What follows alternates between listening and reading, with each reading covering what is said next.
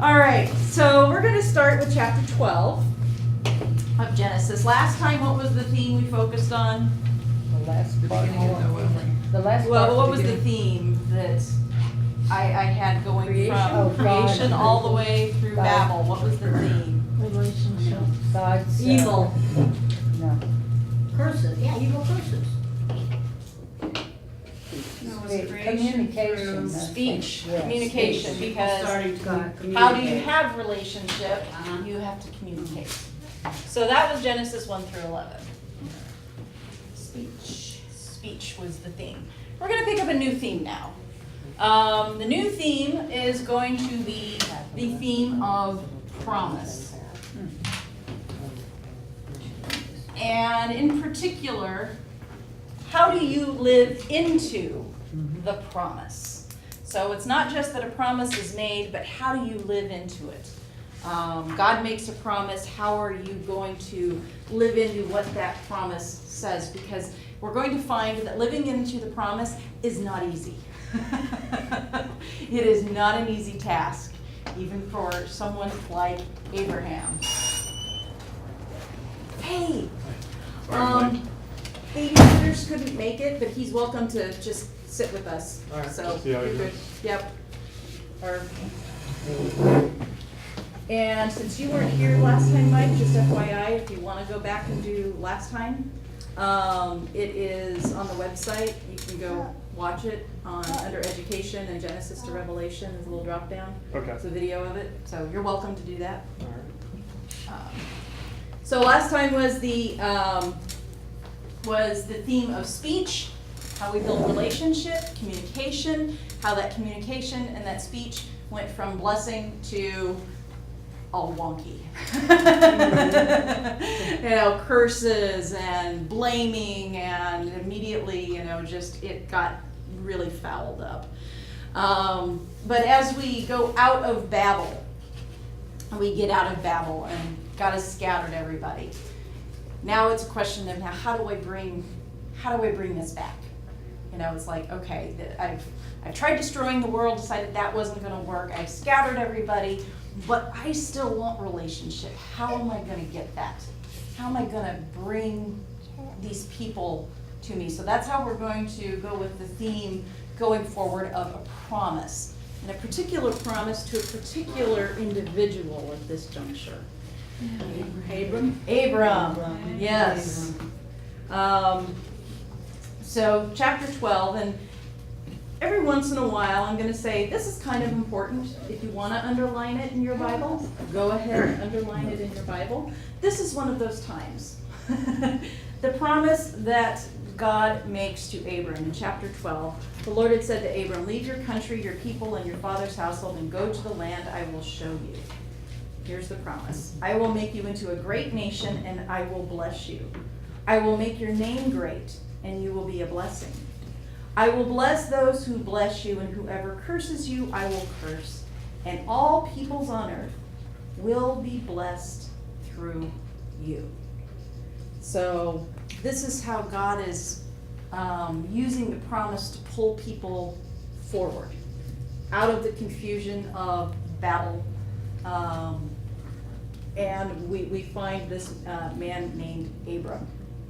Now Abram, if you back up into chapter 11, verse 31, Terah, his father, took his son Abram, his grandson Lot, son of Haran, and his daughter-in-law Sarai, the wife of his son Abram, and together they set out from Ur of the Chaldeans to go to Canaan.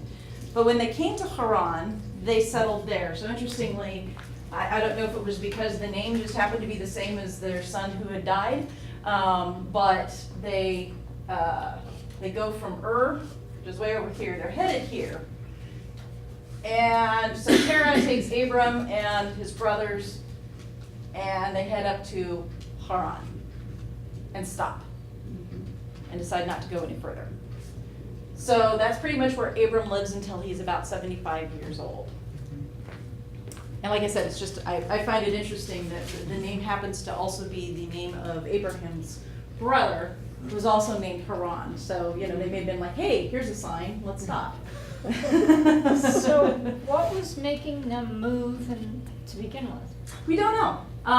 It's migration. People migrate. My guess is that there may have been a famine. There may have been, something else. They may have heard that the land of Canaan was flowing with milk and honey. They may have heard all kinds of things like that and decided, hey, let's, times are bad here. Maybe was getting too dangerous. You're in Looks like it Babylon. could've been wet, they're looking for a drier area. Yeah. They had Yeah. animals, right, they had to feed, so if it was, Yeah, they need. Yeah.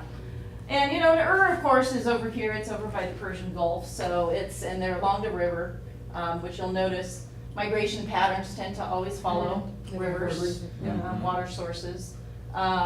So that's kind of what takes them up there. But then, like I said, then they stop. So, in verse 4, chapter 12, so Abram left as the Lord had told him, and Lot went with him, Lot being his nephew, who was Haran's son. Abram was 75 years old when he set out from Haran. He took his wife Sarai, his nephew Lot, all the possessions they had accumulated, and the people they had acquired in Haran, and they set out for the land of Canaan, and they arrived there. Try to imagine being 75 years old. I don't have far to go. And deciding you're just gonna pick up and go. That's what I I mean, maybe he was looking for a retirement property. Good place to go, good place to retire. He's been on Social Security for a decade now. I'm done with that one. And of course, here's the question that Debbie asked last week. How do you know if you're doing what God wants you to do? How do you know that? Lightning will strike. Well, part of it is you'll see. Living by faith is you do it and you just kind of see what happens as you move forward. Because faith involves your entire life. It involves moving you from your home into a future that you haven't seen. But to believe basically means to go. Here I am, send me kind of thing. Faith means to go and do, and with the whole self. And that's what it means to live by faith, is to live by faith with your whole self, your whole life. So he heads south. So he heads down here, heads down into the land of Canaan. If we read, it's kind of interesting. From there he went on toward the hills east of Bethel, this is verse 8, and pitched his tent with Bethel on the west and Ai on the east, and there he built an altar to the Lord and called on the name of the Lord. Then Abram set out and continued toward the Negev. So here he is in the middle of it, and then he kind of keeps on going, and whoops, he went right through the promised land. He pulled my trick, which is, hey God, I'm going to go do this, now you stop me. And so he went, and God didn't stop him, so he just went cruising right on through. Missed the promised land. So he's in the Negev. Negev means dry, by the way. Cruises through the promised land. Then there was a famine, and Abram went down to Egypt to live there for a while. Really overshot it. And as he was about to enter Egypt, he said to his wife Sarai, I know what a beautiful woman you are. When the Egyptians see you, they will say, this is his wife. They will kill me, but will let you live. Say you are my sister, so that I will be treated well for your sake, and my life will be spared because of you. Do your Bible stop there and start a new paragraph? Yeah. Starts a new paragraph? Yes. I want to know what fits in between. I want to know what Sarah said. I want to know Sarah's response to this harebrained idea. I'm sure it was a good one, if that's not in there. Isaac does the same thing to Rebecca later on. Yep, Isaac is like father, like son. Yeah. Yes. But Does doesn't the- that mean if people think that she's his sister, that she would be a single woman and that Yes. she would be free for them to Yes. lie with her? Exactly. So they bring them into their harem. And that's exactly what happens when Abram came to Egypt. The Egyptians saw she was a very beautiful woman, even at 60-some years old. So that's not a good thing for the women of the day. No. Well, men were in They control. wasn't Yeah. relevant then, I don't think. It's not so great for women today either, quite honestly. When Pharaoh's officials saw her, they praised her to Pharaoh, and she was taken into his palace, and he treated Abram well for her sake. And Abram acquired sheep and cattle, male and female, donkeys, menservants, maidservants, and camels. Abram's making out. I mean, it's like, here, have my wife. Hey, look at all this stuff. Meanwhile, Sarah's in the harem. But the Lord inflicted serious disease on Pharaoh and his household because of Abram's wife, Sarai. So Pharaoh summoned Abram. "What have you done to me?" he said. "Why didn't you tell me she was your wife? Why did you say she is my sister, so that I took her to be my wife? Now then, here is your wife. Take her and go." Pharaoh gave orders about Abram to his men, and they sent him on his way with his wife and everything he had. So you have Abram kind of doing a lot of messing up. God says go, he goes. But then he overshoots, and then he gives his wife away. Now, if you're thinking about that promise that God made, He's going to make him a blessing to the nations. He's going to make him, the father of multitudes. How's that going to happen when you give your wife away? Bad start. He forgot. He was scared at that Yeah. point. So God had to kind of get in the act. God's like, okay, I got to get involved. I got to bring you back because you didn't quite follow directions. Maybe I should have given you a map and said, here, stop here. So he goes on his way back. But once again, what does Abram do? So Abram went up from Egypt to the Negev with his wife and everything he had, and Lot went with him. Abraham had become very wealthy in livestock and in silver and gold. From the Negev he went from place to place until he came to Bethel, the place between Bethel and Ai where his tent had been earlier and where he had first built an altar. There Abram called on the name of the Lord. Now Lot, who was moving about with Abram, also had flocks and herds and tents. What if he gave his wife away? The land could not support them while they stayed together, for their possessions were so great that they were not able to stay together. And quarreling arose between Abram's herdsmen and the herdsmen of Lot. The Canaanites and the Perizzites were also living in the land at the time. So Abram said to Lot, "Let's not have any quarreling between you and me, or between your herdsmen and mine, for we are brothers. Is not the whole land before you? Let's part company. If you go to the left, I'll go to the right. If you go to the right, I'll go to the left." What's he doing? Rolling the dice again. No, God told you what land you were going to live in, but hey, Lot, which way do you want to go? I'll just go the other way. Luckily, Lot chooses to go to the right, therefore Abram goes to the left. So Hebron winds up being the place that Abram settles. So we have now part one of the promise fulfilled. He's in the land finally. He's in the promised land. So part one of the promise. Part two. How many descendants does Abraham have? None so far. That's a problem. So naturally, when you start realizing that you're getting up there in years, and maybe you need to start kind of figuring things out on your own, and trying to figure out exactly what you're going to do, and so he's got to figure out his own beneficiary essentially, which he winds up doing in chapter 15. So we're going to skip over to chapter 15. And after this, the word of the Lord came to Abram in a vision. "Do not be afraid, Abram. I am your shield, your very great reward." But Abram said, "O sovereign Lord, what can you give me since I remain childless? And the one who will inherit my estate is Eleazar of Damascus." And Abram said, "You've given me no children, so a servant in my household will be my heir." Well, this is how he's going to solve this problem. Then the word of the Lord came to him, "This man will not be your heir, but a son coming from your own body will be your heir." He took him outside and said, "Look up at the heavens and count the stars, if indeed you can count them." Then he said to him, "So shall your offspring be." So Abraham believed the Lord, and he credited it to him as righteousness. So the promise is met with faith. And remember what righteousness means? Talked about that, Lisa, last week? Yeah. It's putting yourself in right relationship with God is to have faith.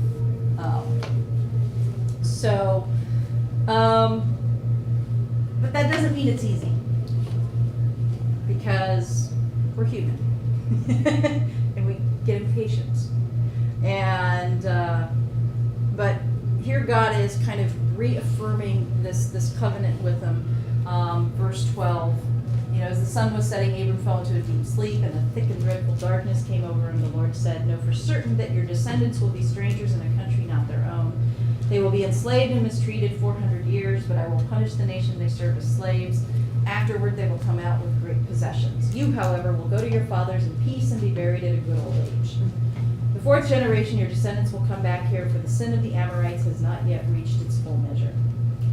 When the sun had set and darkness had fallen, a smoking fire put with a blazing torch appeared and passed between the pieces. On that day the Lord made a covenant with Abraham and said, "To your descendants I give this land, from the river of Egypt to the great river, the Euphrates, the land of the Kenites, Kenizzites, Kadmonites, Hittites, blah, blah, blah, blah, blah." Still no air. So in chapter 16, we're going to get plan B. Yeah. Plan B. Abraham and Sarah, no child. Right. So, now Sarai, Abram's wife, had borne him no children, but she had an Egyptian maidservant named Hagar. So she said to Abram, "The Lord has kept me from having children. Go, sleep with my maidservant. Perhaps I can build a family through her." Abram agreed to what Sarai said. Shocking. Yes. This happened all the time in his day. Here's Abraham. Did I hear you right? My wife just said, "Go sleep with another woman." Okay. Is the same wife that he passed off? Yeah. This is the same wife he passed off. I think that's got It's like, okay, we did not invent family dysfunction. It just, if you want to find a lot of good, moral, upstanding characters, don't read the Bible. Because that's not what you're going to find. So, Abraham. Wasn't it also kind of a custom back then too? Yeah, well, basically it was to provide an heir and, the handmaid, which, is where you get the show The Handmaid's Tale, is actually what that's based on, is giving up your handmaid to have a child in your stead when you're barren. How about Lot's daughter? Yeah, well, Look at what she- that comes a little later. That's both of them. Yeah, that comes a little later. That's its own issue. Big issue. Yeah.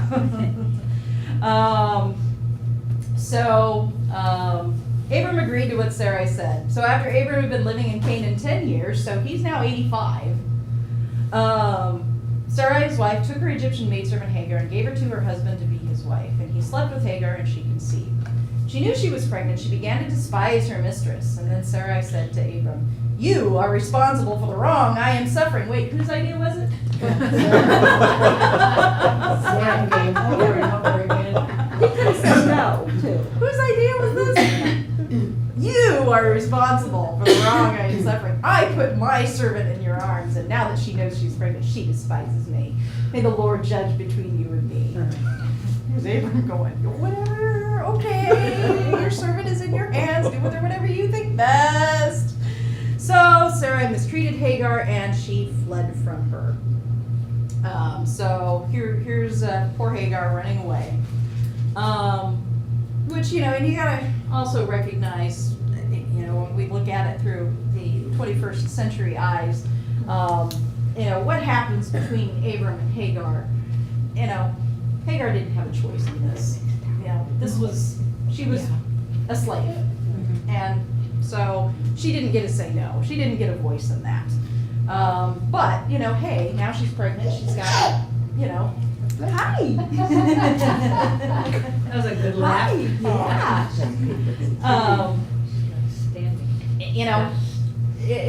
she's now pregnant and like, well, hey, maybe something good's gonna come out of this. At least I'm gonna be the one to, give this guy an heir. And then she's chased off. So the angel of the Lord found Hagar near a spring in the desert, and it was a spring that is beside the road to Shur. He said, Hagar, servant of Sarai, where have you come from and where are you going? So I'm running away from my mistress Sarai, she answered. Then the angel of the Lord told her, go back to your mistress and submit to her. The angel added, I will so increase your descendants that they will be too numerous to count. The angel of the Lord also said to her, you are now with child and you will have a son. You shall name him Ishmael. Ishmael means God heard. So God heard her cry. For the Lord has heard your misery. He will be a wild donkey of a man, or my favorite translation is a wild ass of a man. I don't know if that's an insult or a compliment. His hand will be against everyone and everyone's hand against him, and he will live in hostility toward all his brothers. Awesome. So she gave this name to the Lord who spoke to her. You are the God who sees me. For she said, I am now seen, the one who sees me. This is why it was called Be'er Lahai Roy. It is still there between Kadesh and Bered. So Hagar bore Abram a son, and Abram gave him the name Ishmael to the son she had born. Abram was 86 years old when Hagar bore him Ishmael. All right, chapter 17. Abram is now 99 years old. He's been waiting a quarter of a century. 24 years later, the Lord appeared to him and said, I am God Almighty, walk before me and blameless, and I will confirm my covenant between me and you, and I will greatly increase your numbers. So Abram fell face down, and God said, as for me, this is my covenant with you. You will be the father of many nations. No longer will you be called Abram. Your name will be Abraham. Abram meant great father. Abraham means father of many. For I have made you a father of many nations. I will make you very fruitful. I will make nations of you, and kings will come for you. I will establish my covenant as an everlasting covenant between me and you and your descendants after you for the generations to come, to be your God and God of your descendants after you. The whole land of Canaan, where you are now an alien, I will give as an everlasting possession to you and your descendants after you, and I will be their God. And God said to Abraham, as for you, you must keep my covenant, you and your descendants after you, for the generations to come. This is my covenant with you and your descendants after you. The covenant you are to keep, every male among you should be circumcised. That had to have been a fun one to implement. You are to undergo circumcision, and it will be the sign of the covenant between me and you. For the generations to come, every male among you who is 8 days old must be circumcised, including those born in your household or bought with money from a foreigner. Those who are not your offspring. Whether born in your household or bought with your money, they must be circumcised. My covenant in your flesh is to be an everlasting covenant. So, on to verse 15. God also said to Abraham, for Sarah, your wife, you are no longer to call her Sarah. Her name will be Sarah. I will bless her and will surely give you a son by her. I will bless her so that she will be the mother of nations. King of peoples will come from her. Abraham fell down, face down, and what does he do? He laughs. He laughs. Because he's 99. He's 99. Will a son be born to a man 100 years old? Will Sarah bear a child at the age of 90? Abraham said to God, if only Ishmael might live under your blessing. It's like, hey, come on, take plan B. It's like, try plan B, God. This might, we think this works out better. And God said, yeah, but your wife Sarah will bear you a son. This is very interesting to me. And what I find with the matriarchs as well as with the patriarchs is that at least in the eyes of God, who the woman is matters. It can't just be the random servant. It has to be a bloodline. Well, it's not even that. It's we don't know exactly why God chooses the women that he chooses, but he does choose particular women to do particular things, to fulfill those promises, because he's going to choose Rebecca. It's not a bloodline, because Rahab wasn't in Well, and if they follow Yeah. Jesus all the way down. But it's the point being is that for whatever reason, it matters to God who the woman is, which you don't really think about that much in the Bible because it's not typically geared toward thinking about the women, but it matters. So he laughed, He says, but your wife Sarah will bear you a son, and you will call him Isaac. Isaac means laughter. Yeah, Laugh. he laughs. He laughs. Laughter. I will establish my covenant with him as an everlasting covenant for his descendants after him. And as for Ishmael, I have heard you. I will surely bless him. I will make him fruitful and will greatly increase his numbers. He will be the father of 12 rulers, and I will make him into a great nation. But my covenant, interesting, that he makes him a father of 12 rulers. And how many tribes are there born to Isaac? Well, actually 12. Jacob. Yeah. Jacob winds up having 12, but Ishmael winds up having 12 as well. So it's kind of Uh-huh. an interesting. But my covenant I will establish with Isaac, whom Sarah will bear to you by this time next year. And he had finished speaking with Abraham. God went up from him. So on that very day, Abraham took his son Ishmael and all those born in his household were bought with his money in every male household and circumcised them, as God told him to. That had to have been fun. He was circumcised at 99. Yeah. So name your child. He laughs because basically Abraham thought this whole idea was very absurd. But then in chapter 8, we get these 3 visitors that show 18. up. And what? 18. What did I say? 8. Oh, sorry, 18. Chapter 18. And you get these 3 visitors. The Lord appeared to Abraham near the great trees of Mamre. While he was sitting at the entrance to his tent in the heat of the day, Abraham looked up and saw 3 men standing nearby. And when he saw them, he hurried from the entrance of his tent to meet them. And he bowed low to the ground. He said, if I have found favor in your eyes, my Lord, do not pass your servant by. Let a little water be brought, and then you may all wash your feet and rest under this tree. Let me get you something to eat, so you can be refreshed and then go on your way, now that you have come to your servant. Very well, they answered, do as you say. So Abraham hurried into the tent of Sarah. Quick, he said, get 3 seahs of fine flour and knead it and bake some bread. Then he ran to the herd and selected a choice tender calf and gave it to a servant who hurried to prepare it. Then brought some curds and milk and the calf that had been prepared and set these before him. While they ate, he stood near under a tree. Where is your wife Sarah? They asked. There in the tent, he said. And the Lord said, I will surely return to you about this time next year, and Sarah, your wife, will have a son. Now Sarah was listening at the entrance to the tent, which was behind him.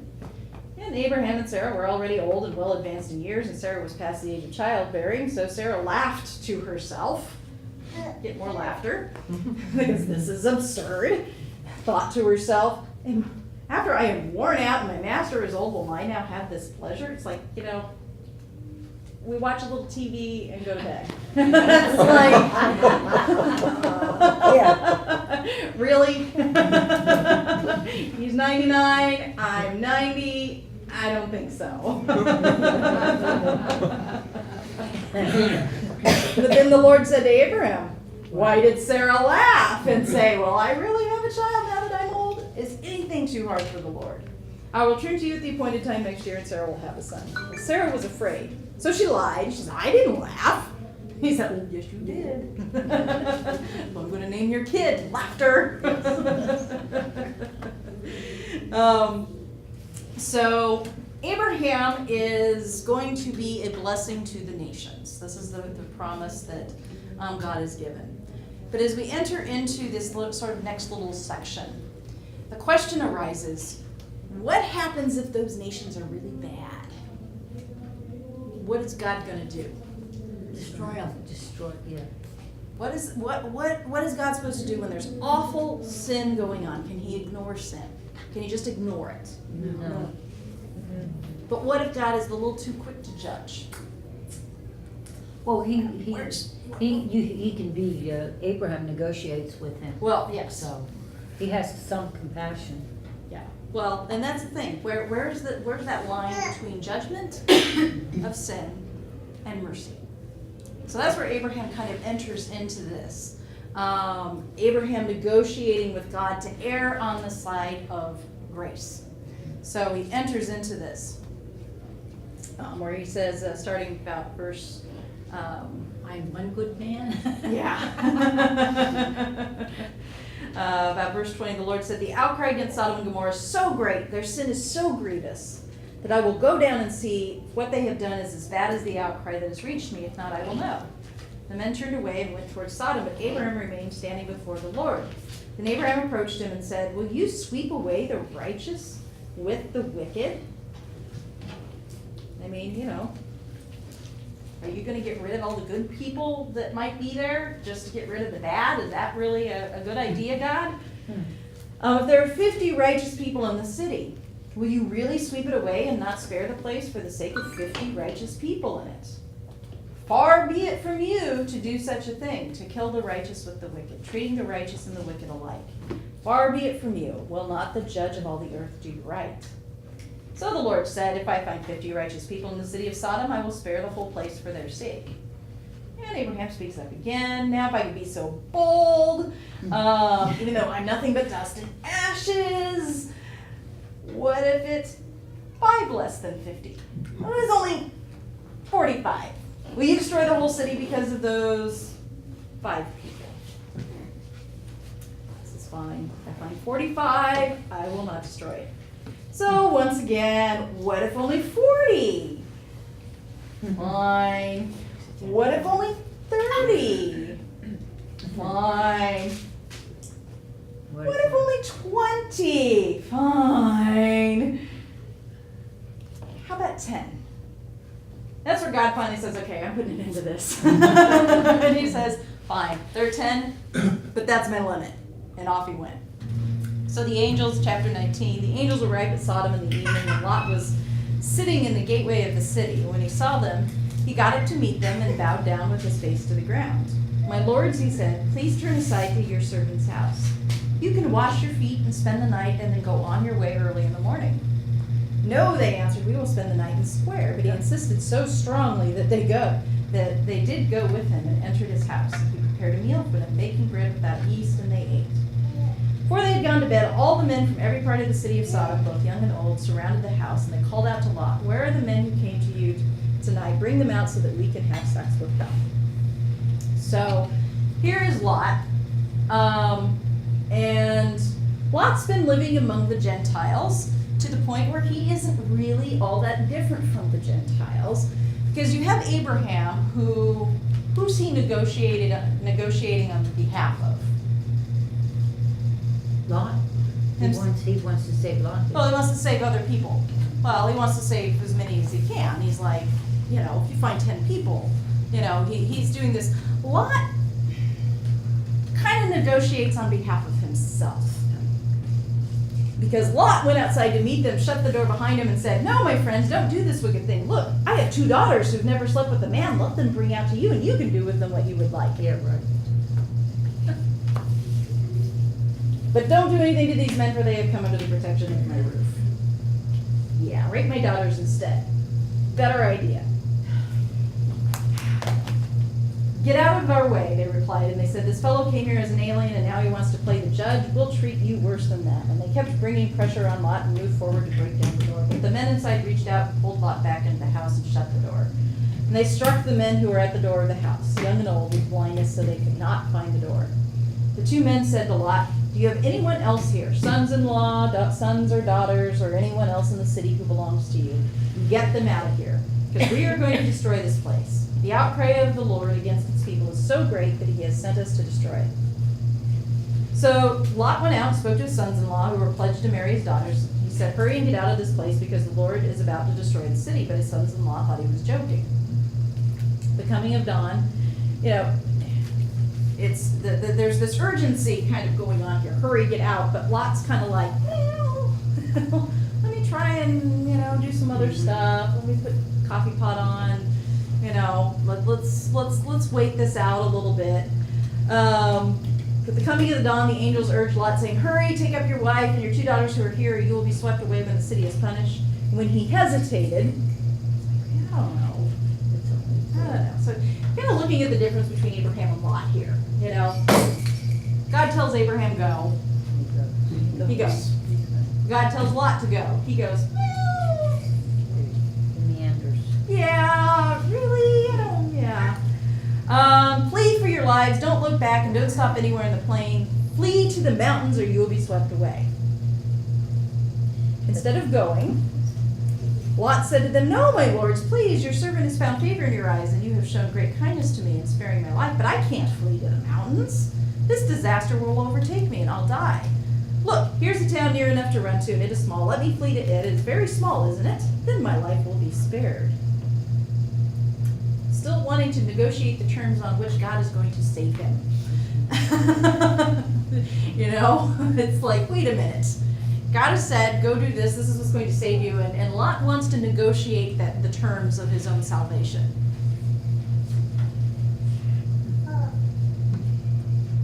Can't think of any of us that ever tried to do that.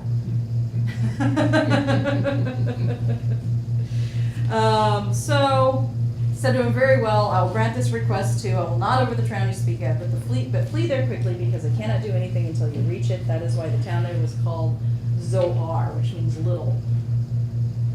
So of course they go off. Lot's wife looks back. She turns into a pillar of salt. Now we're gonna skip ahead a little bit here to chapter 21.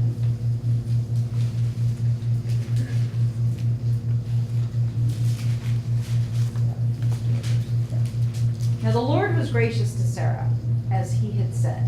And the Lord did for Sarah what he had promised. Sarah became pregnant and bore a son to Abraham in his old age, the very time God had promised him. Abraham gave the name Isaac to the son Sarah bore him. When his son Isaac was 8 days old, Abraham circumcised him, and God commanded him. Abraham was 100 years old when his son Isaac was born to him. Sarah said, "God has brought me laughter, and everyone who hears about this will laugh with me." She added, "Who would have said to Abraham that Sarah would nurse children? Yet I have borne him a son in his old age." So God is the one who actually winds up having the last laugh here by actually fulfilling his promise. Now, right here is kind of where you want to go, great, everybody lives happily ever after. Right? Isn't that how a good story ends? And they all live happily ever after. You know, the son has been born, everything is good. The problem is, guess what? Living into the promise still is not easy. There are still problems. There are still things that are going to arise. The complexity of living by faith continues. And now the problem that we're going to face is the problem of human conflict. It's no longer the problem of being barren, but it's the problem of conflict between one another, in particular between Ishmael and Isaac.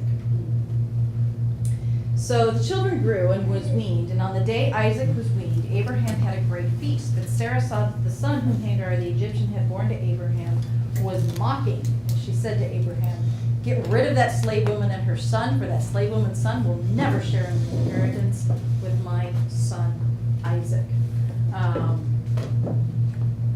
Mocking, you know, it's kind of a malicious thing going on here. We're not real sure exactly what it was, but guessing it was probably, you know, more bullying type of behavior that whatever Sarah saw she didn't like, you know, was like, he's a bad influence.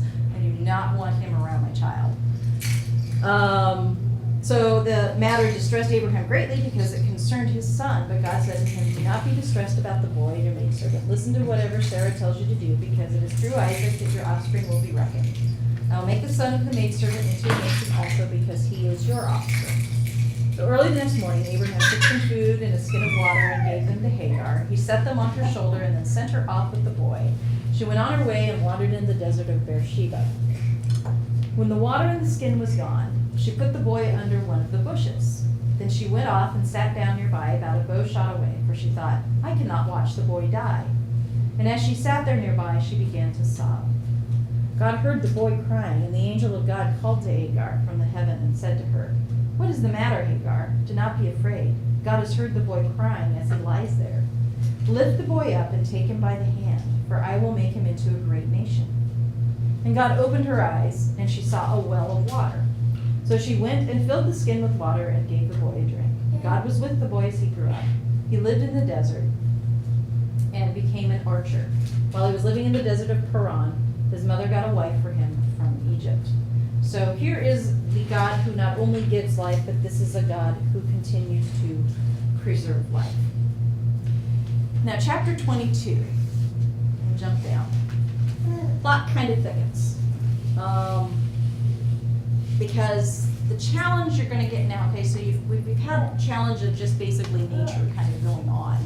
You've had the challenge of the barrenness, had the challenge of relationship. Now the challenge is gonna come from God. What do you do when the challenge comes from God? I mean, it's bad enough when other humans make your life difficult, but what if God is the one making your life You difficult? listen. I mean, what if your greatest challenge comes from God, where God is both the giver and the adversary, which is what is going on here. He's posing a problem.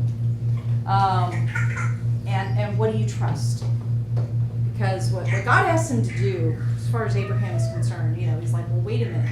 This is my only son. I'm 100 and some years old. This was the promise. And now what are you asking me to do? He said, Abraham, take your son, your only son Isaac, whom you love, and go to the region of Moriah. Sacrifice him there as a burnt offering on one of the mountains I will tell you about. Now, also remembering, child sacrifice was not uncommon in the ancient world. So on the one hand, Abraham's got to be sitting there going, what? But this was not out in the left field from the standpoint of there were lots of gods who asked for human sacrifice. So he's like, okay, guess God's going to be one of those gods. He's going to ask for a human sacrifice. So early the next morning, Abraham got up and saddled his donkey. He took with him 2 of his servants and his son Isaac. When he had cut enough wood for the burnt offering, he set out for the place God had told him about. On the 3rd day, Abraham looked up and saw the place in the distance, and he said to his servants, "Stay here with the donkey while I and the boy go over there. We will worship, and then we will come back." So Abraham took the wood for the burnt offering, placed it on his son Isaac, and he himself carried the fire and the knife as the 2 of them went on together. Isaac spoke up and said to his father Abraham, "Father?" "Yes, my son." "The fire and the wood are here, but Where's the offering? where's the lamb?" Isaac's starting to kind of clue in. Something's not right. Something's a little goofy here. He gave a good answer. Yeah. Abraham answered, "God himself will provide the lamb for the burnt offering, my son." What is Abraham doing? He's doing what he's told to do. He's clinging to the promise. He's clinging to that promise God has made. God has promised through Isaac, he is going to make him the father of many nations. This promise is on Isaac. So he knows God has made this promise. I don't understand what the heck God is doing right now, but God is going to fulfill this promise, so I'm going to do what he tells me. So he will provide the lamb. So the 2 of them went on together. When they reached the place God had told them about, Abraham built an altar there and arranged the wood on it. He bound his son Isaac and laid him on the altar on top of the wood. Then he reached out his hand and took the knife to slay his son. Okay, now I just really want to know kind of what Isaac is saying about now. There are lots of silences in the Bible that I think should not be silences. He's screaming. It's, where's the lamb? Where's the Dad? Where's that? Oh, I mean, you have to imagine. Maybe God shut his eyes. I'm pretty sure this had to have caused a rift. I mean, you don't bind your son, put them on an altar, and get this close to killing them, and not have a little bit of a rift between the father and the son. From that point forward, even though he didn't follow through on it, it's like, you still bound me and put me up on this altar, and you were gonna kill me. Scared me. Yeah. Hey, he's a teenager. It's like, what? And wait till I tell Mom. Exactly. Exactly. I can just imagine that. "Hey, Mom, guess what Dad did while we went on our little trip?"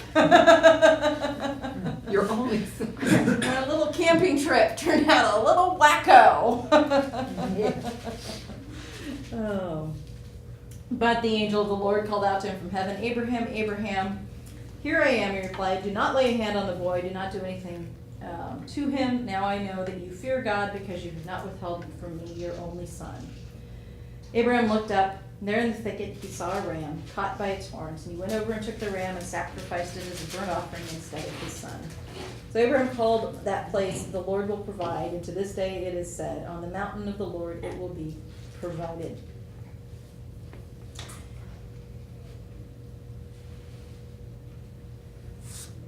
So Abraham doesn't have to offer up his only son because God's going to do that. Jumping ahead just a little bit, we know God is going to offer up instead his only son to be the sacrifice. But that's a little ahead of the story.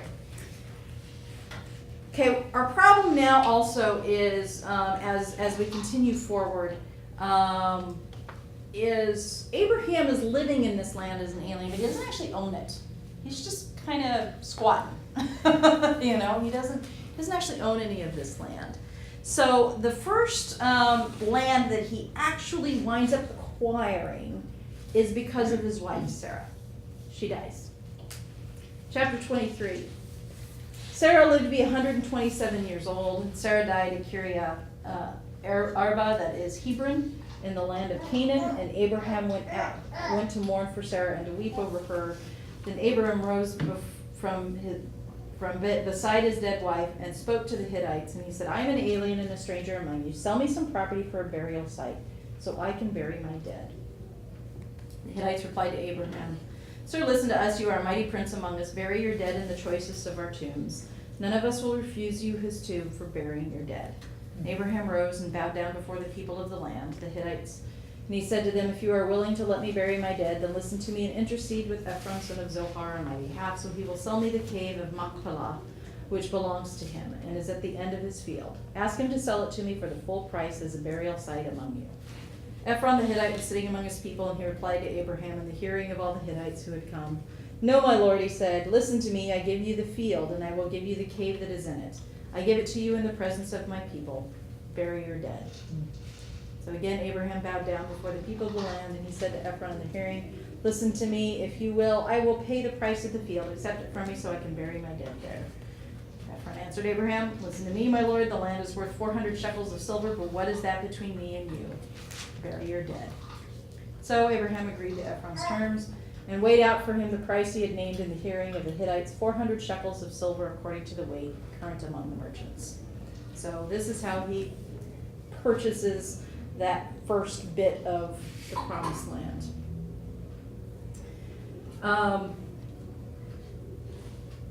So as we go on now, the story kind of shifts. The story's going to shift from Abraham to his only son, Isaac. And in chapter 24, the primary issue here is that, of course, they're living in the land of the Canaanites. Abraham doesn't like the local girls. He doesn't want his son marrying a local girl. So he wants his son to marry from his own family. So he sends a servant of his back up To Haran. All the way. To Yep, Haran. all the way back up Yeah. to Haran to find a wife. So verse 10, chapter 24, verse 10. Then the servant took 10 of his master's camels and left, taking with him all kinds of good things from his master. He set out for Aram. Basically, that's the area of Syria. Made his way to the town of Nahor. He had the camel kneel down near the well outside the town. It was toward evening, the time the women go out to draw water. Then he prayed, "O Lord, God of my master Abraham, give me success today and show kindness to my master Abraham. See, I am standing beside this spring. The daughters of the townspeople are coming out to draw water. May it be that when I say to a girl, 'Please let down your jar that I may have a drink,' and she says, 'Drink and I'll water your camels too.'" Does anybody have any idea how much a camel drinks? A lot. A lot. You must drink a lot because they can go a long distance without drinking. 53 gallons in 3 minutes. Oh, Wow. So He's a think slurper. about what he's asking. he's a faucet. Yeah. Or So, but just think about what he's asking here. How many women are going to be like, "Sure, I'll water your camels"? was hustling. I mean, they did not have running water. They did not have a hose. It was, yeah, I'll grab water and bring 53 gallons worth of water. It's camels, it's plural. Yeah, that's what I mean, per Per camel. Wow. Yeah, he is not asking a little thing. He's asking a pretty major, I mean, it's not a little sign like, oh, well, she'll just offer me some water. It's, no. Whoever this woman is, she is gonna be a worker. Time to take the camel to the river. Yeah, And Yeah. how many gallons are in one of those jars that they hold? exactly. Maybe 5. Yeah, Oh, yeah, I mean, wow. yeah, this is, like I said, this is not an easy task, watering the camels. That's gonna take a lot. So, all right, where was I here? What are my camels? 50. It was toward the evening, this time the women go out to draw water, they prayed. See, I'm standing beside the spring, blah, blah, blah. Either I say to a girl, please let down your jar that may have wounded. She says, drink and I'll water your camels too. Let her be the one you have chosen for your servant Isaac. By this I will know that you have shown kindness to my master. Before he had finished praying, Rebecca, actually in Hebrew, if you want to know, that name is actually, bees are not bees in Hebrew. They're actually sounds like V. So if you, that's why the Negev, even though it ends in a B, you pronounce it with a V. Rebecca is not actually Rebecca, it's Rivka. So, Rebecca came out with her jar on her shoulder. She was the daughter of Bethuel, son of Milcah, who was the wife of Abraham's brother, Nahor. The girl was very beautiful, a virgin. No man had ever lain with her. So she went down to the spring, filled her jar, and came up again. The servant hurried to meet her and said, please give me a little water from your jar. Drink, my lord, she said, and quickly lowered the jar to her hands and gave him a drink. And after she had given him a drink, she said, I'll draw water for your camels too until they have finished drinking. Ding, ding, ding, ding, ding, ding. Here's our hardworking woman. I'll draw water for your camels too until they finish drinking. She quickly emptied her jar into the trough, ran back to the well to draw more water, and drew enough for all his camels. Whew. Thought you were hot before. Yeah, I got hot just running back and forth like 3 times. Yeah. I got nothing that, I'll tell you one thing. I'll bet you those ladies had no weight problem. Without saying a word, the man watched her closely to learn whether or not the Lord had made his journey successful. Like, really? After that, you have to kind of wait and see some more? So when the camels had finished drinking, the man took out a gold nose ring weighing a Becca and 2 gold bracelets weighing 10 shekels. And he asked, whose daughter are you? Please tell me, is there room in your father's house for us to spend the night? She answered him, I'm the daughter of Bethuel, the son that bore Milcah bore to Nahor. Then she added, we have plenty of straw and fodder, as well as room for you to spend the night. And the man bowed down and worshipped the Lord, saying, praise be to the Lord, the God of my master Abraham, who has not abandoned his kindness and faithfulness to my master. As for me, the Lord has led me on a journey to the house of my master's relatives. The girl ran and told her mother's household about these things. Now Rebekah had a brother named Laban, and he hurried out to the man of the spring. As soon as he had seen the nose ring and the bracelets on his sister's arms, and had heard Rebekah tell what the man said to her, he went out to the man and found him standing by the camels near the spring. Come, you who are blessed by the Lord. Why are you standing out there? Hey! I promise only a couple more minutes, buddy. I know. Should have named him Isaac.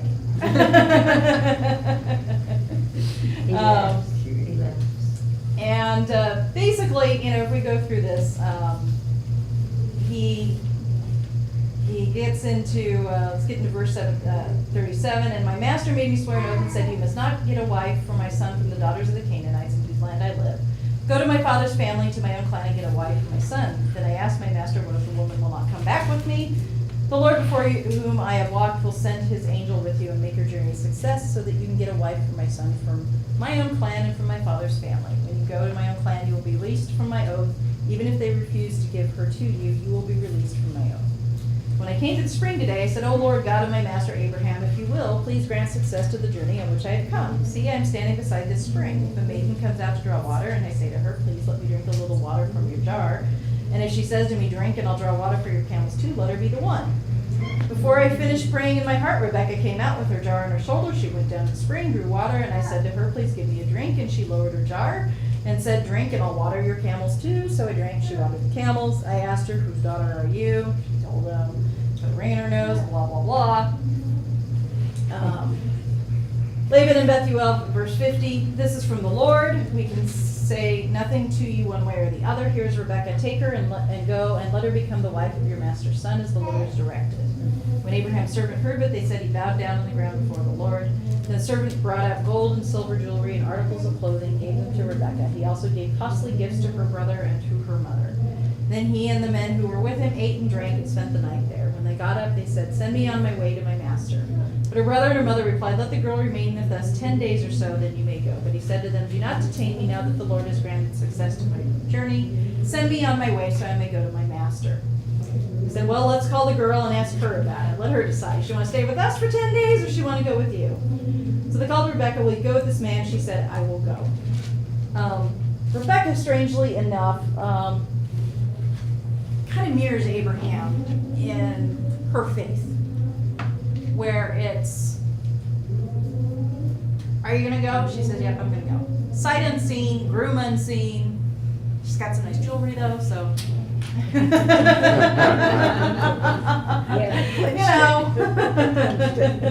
And clothing. Yeah. And so brings her back. She agrees to go with him. So they sent their sister Rebekah on her way along with their nurse and Abraham's servant and his men, and they blessed Rebekah. Let's see. Verse 62. Now Isaac had come from Beer Lahai Roi, for he was living in the Negev. And he went out to the field one evening to meditate, and as he looked up, he saw camels approaching, and Rebekah also looked up and saw Isaac. Now, your Bible probably says she got down from her camel, or something similar to that, right? Yes. Mm-hmm. Okay, in Hebrew, literally this means she fell off her camel. He was that good looking. Yes, he was that good looking, she fell off her camel. It was like, whoa, whoa, hey, I get the whole shebang, I get the jewelry and the looks.